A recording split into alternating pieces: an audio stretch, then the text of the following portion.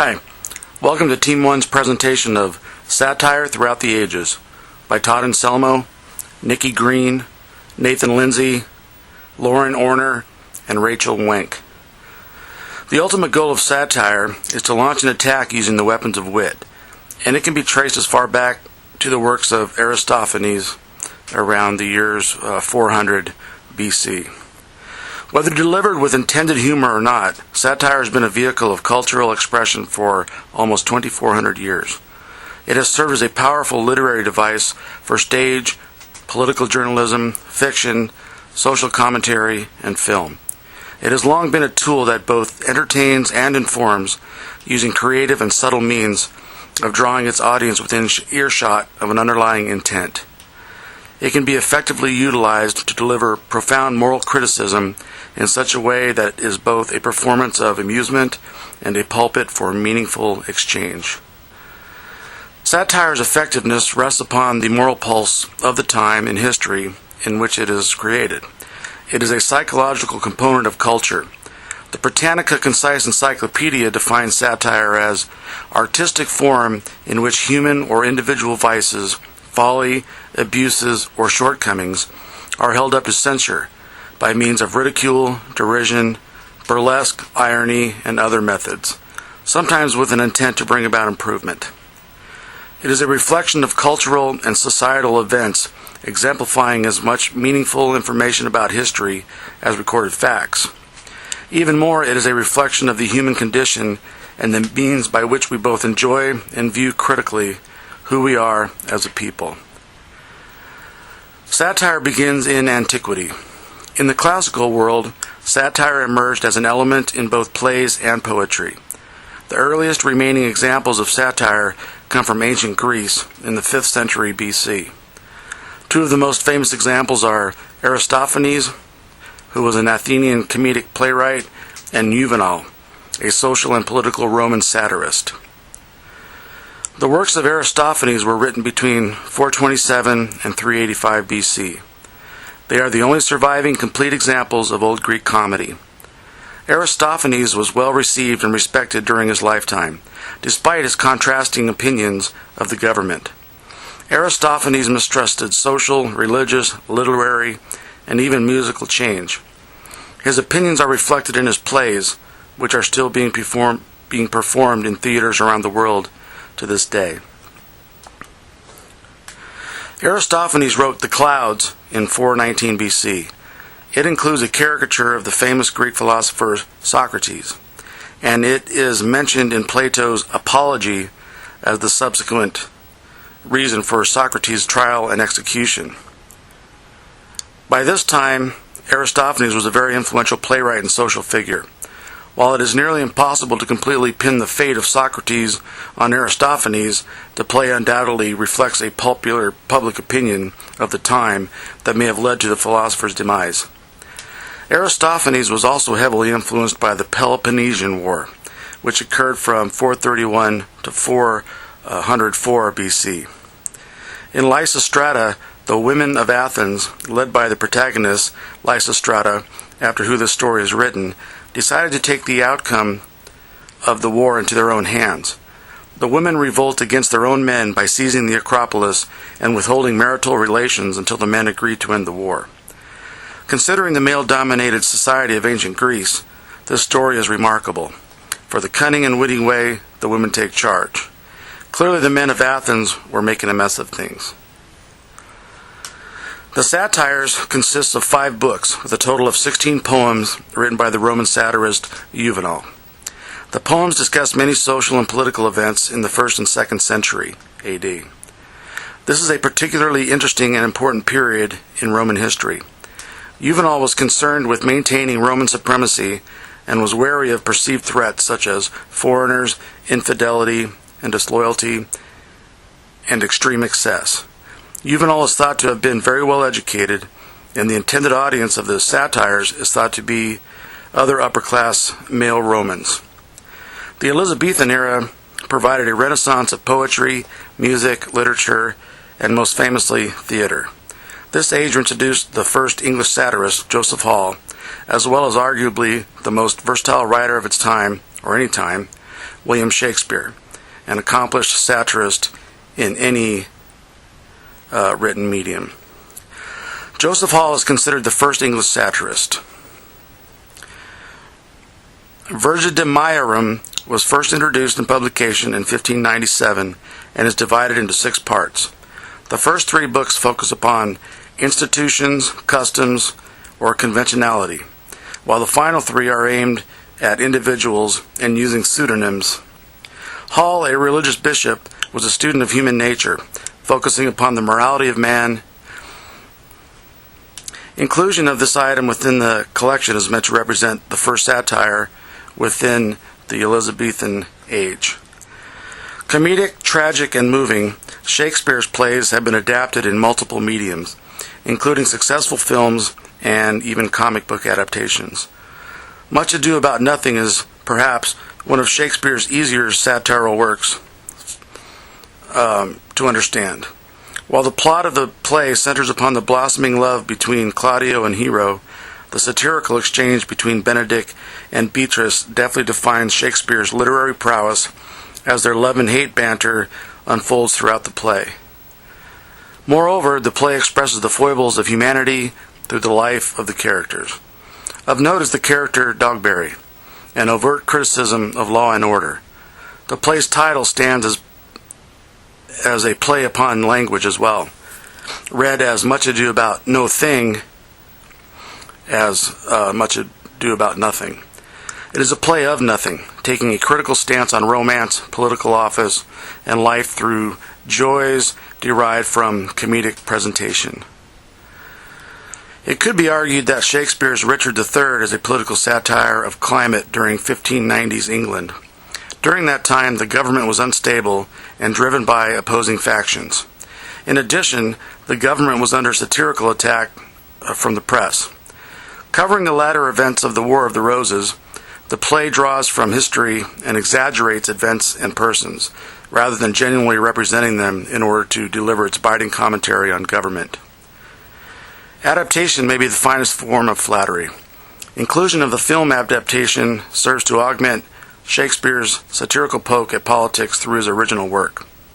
Longcrane's portrayal of this treacherous royal personage within a fascist England evokes World War II Great Britain within the viewer's senses, while illustrating perfectly the monstrous character that Shakespeare created. Of note is the famed line, a horse, my kingdom for a horse," delivered by Ian McClellan from the back of a stalled military jeep. Satire in the medieval age is noted here because not all important instances and writers of satire could be included in this presentation, and there were limitations on what the group could take on. But Chaucer could not be excluded due to his timeless classic, the Canterbury Tales. Medieval writers, through a more subtle type of satire, provided different avenues for social, religious, and political observers to incorporate satire into all types of literature in the future. Medieval satire tended to comment on the vices of society or groups of people, such as clergy or professional workers, through allegory, humor, or fableau. Geoffrey Chaucer was the most prominent and famous authors of satire from the medieval period. Chaucer is considered the best English poet of the Middle Ages as well, and the father of English poetry.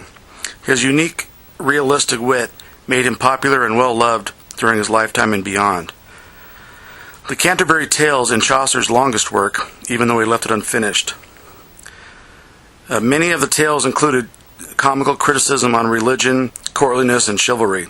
For example, in their respective tales, the friar and the summoner share insulting stories commenting on each other's religious beliefs. The Hengwart Chaucer is believed to be the earliest extant copy of Chaucer's Canterbury Tales, and has usually been dated soon after Chaucer's death in 1400. This beautiful handwritten manuscript will be a wonderful example of satire for the collection. The 18th century is known as the Golden Age of satire, when satire became the dominant literary form. The intellectual movement of the Enlightenment encouraged the witty and sarcastic writings of the time. Accepted social and religious ideas were questioned by a variety of authors. The two most notable authors of satire from this time period were Voltaire from France and Jonathan Swift from England. Voltaire used his wit and intellect to powerfully criticize tyranny, bigotry, and injustice, and while analyzing deep issues such as God's role in the universe and the problems of evil. Candide is one of Voltaire's most famous works. In it, he criticizes philosophical optimism through the story of a young man named Candide, who was disillusioned by hardships after having lived in paradise. The image is a London edition that contains potentially offensive comments about German poets that were removed in other editions. This item is especially valuable for our museum because it contains even more sarcasm than most versions.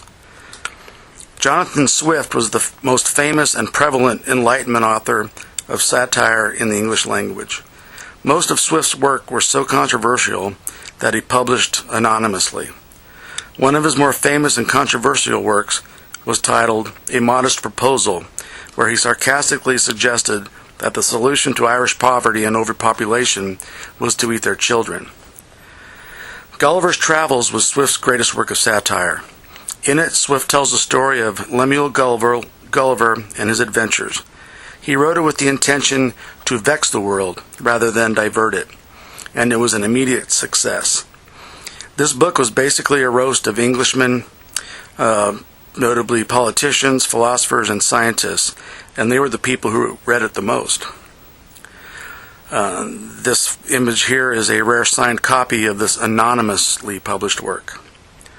The 19th century Romantic movement, or Romanticism, had little taste for satire, preferring other types of expression. Modern satire returned in the later 19th century in various manifestations. It appeared in the short stories of the American humorist Mark Twain and in a more sardonic form in the work of Ambrose Bierce, notably his book The Devil's Dictionary. The novels of Charles Dickens constitute a superficially humorous but deeply felt and often lacerating satire of Victorian-era social conventions and official hypocrisy. Mark Twain, an American literary icon, was also a clever and somewhat bitter iconoclast who used social satire dressed up as humor to ridicule religious hypocrisy, political opportunism, and civic corruption. He was also a giant advocate of free speech, the rights guaranteed in the U.S. Constitution, and a racial progressive who attacked racism against African Americans, if not so much for others such as Asians and the Native Americans. His Adventures of Huckleberry Finn attacked both religion and racism in a satirical way not seen before, while becoming a beacon of controversy and sustaining critical outrage for its immorality, profanity, and coarseness, of course the whole purpose of the satire, and becoming, according to Ernest Hemingway, the best book we've had, nothing before, nothing since, the book where all modern literature comes from. The accompanying image is an original 1885 first edition, first issue, that is actually currently for sale, I found out. Ambrose Bierce was a contemporary and friend of Mark Twain, who, like Twain, held a deep contempt for religion, politics, society, and hypocritical human values. Bierce, however, did not use humor as a medium to promote his satire. Rather, his journalistic-like satirical short stories used dark visions of war, the supernatural, and inner first-person protagonists whose fears and ultimate demises brought comparisons to Edgar Allan Poe, while setting his characters in real-life Civil War battles or their immediate aftermath. Known as Bitter Bierce throughout his strange and mysterious career, he actually went off to join Pancho Villa's forces to observe the Mexico Civil War and was never heard from again, so no one really knows when he died or where he died. But his brutal journalistic satire and dark humor resulted in The Devil's Dictionary, a book where Bierce vented his contempt for the aforementioned hypocrisies. This book, although first published in 1906 under the name The Cynic's Word Book and later changed to The Devil's Dictionary, the devil being a name that he was labeled as a journalist while he was in San Francisco, was first used as a newspaper serialization in the 1880s under the devil's name, and lampooned politics, cant, and other aspects of human frailty and foolishness, while masquerading as a reference book that reinterpreted common English language terms of the time, and is more of a statement of a devastatingly pessimistic personal philosophy that again and again exposes morality as self-interest, and less, of course, as a dictionary. Charles Dickens was a keen observer of society and its characters, and he often wrote of his own experiences in the poorer parts of society.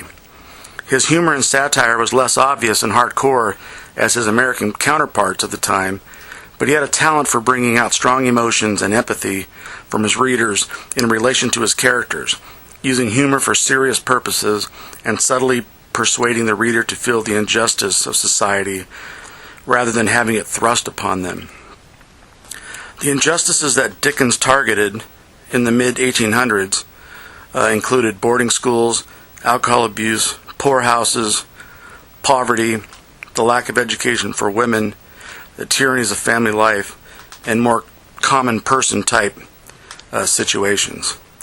The posthumous papers of the Pickwick Club, which began as a monthly serial, became hugely successful and resulted in the novel The Pickwick Papers, allowing Dickens to become a full-time novelist, where his greatest works of social satire followed.